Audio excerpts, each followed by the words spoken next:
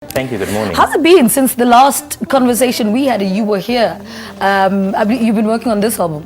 I've been working on this album, yes, and it's been quite an experience. I opted for the way to go by it by myself, with no funding, with no support from a record company. So the experience has been hard, it's been beautiful, it's been a journey. Yeah. What influenced the decision though to go at it solo?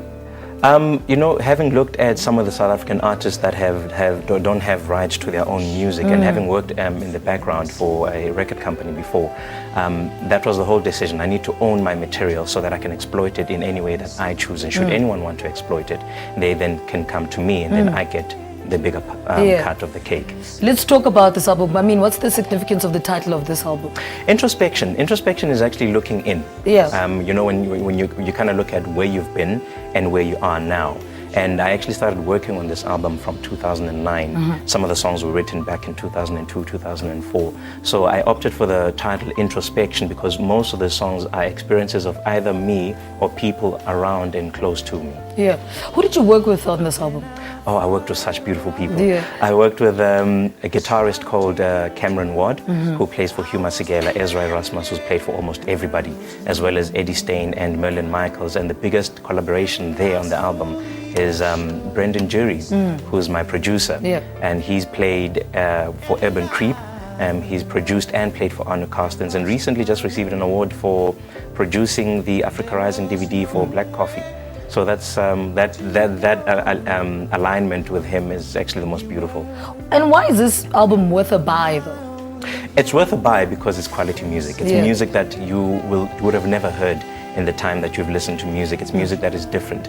It's a crossover between soul and contemporary music. So it's like sitting right smack in the middle of contemporary soul.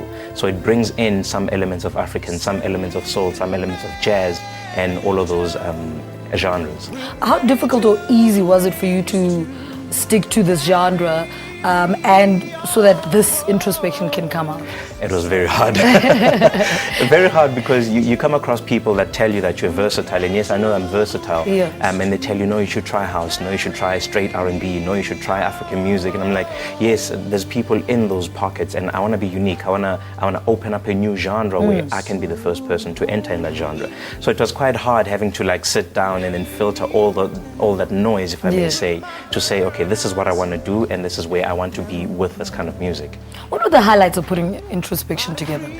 The highlights were bringing the musicians together into studio. Wow, the rehearsals went quickly because they're very apt, they're very versatile, they're very professional. And when we walked into studio, it comes alive when you're singing there and they playing with you and they're complimenting each other. And then when you stop recording for that song, they say, actually, let's try this and let's try that. So the highlight was actually putting the musicians into studio and seeing the music actually mushroom. Why do you think the industry is ready for Monday at the moment? The industry is ready for Monday because I'm ready to be in the industry. Yeah. All right.